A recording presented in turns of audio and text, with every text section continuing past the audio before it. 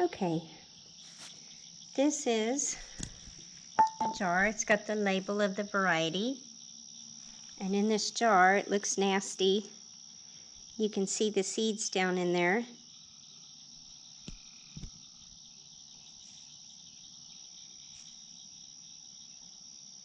You just kind of swish it around. So when you collect seeds from the heirlooms, these were grown in the greenhouse, so there's no way for any cross-pollination to happen with these. There's no pollinators in the greenhouse. This is the geothermal. And what you do is you take your tomato that you're wanting to save the seeds from, and you squeeze all the pulp into the jar. Then you add a teeny bit of water, and you let this ferment for about 3 days. And you take it and kind of slosh it around a little bit lightly, not like shaken vigorously. And then in 3 days, you will strain this into a make sure you get a strainer that these seeds aren't going to go through it. I recommend a really fine mesh wire strainer. And then you just wash the seeds after they've been fermenting for 3 days.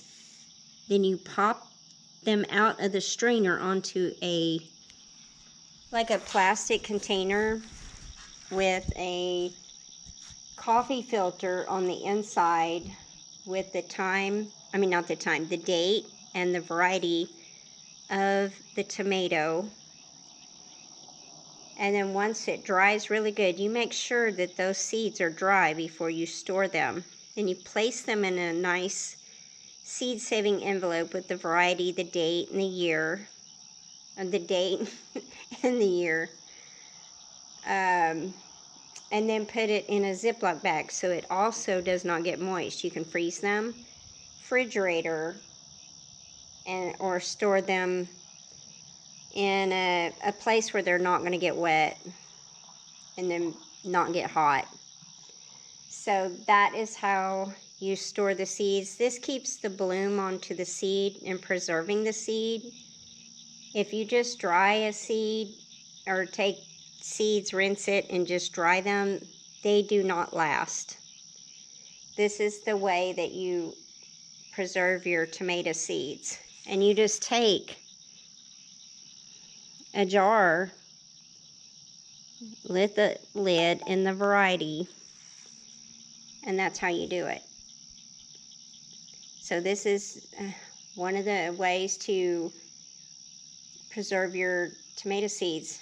Now, if you have them growing in the garden and you don't bag it before that flower opens up, I wouldn't collect the seed, because tomatoes do cross. I don't care what anybody says, they will cross and can cross. Is it likely? Yes. So I highly recommend that you don't do that. It doesn't take much to bag a tomato before the flower opens up. They call it bagging the bloom.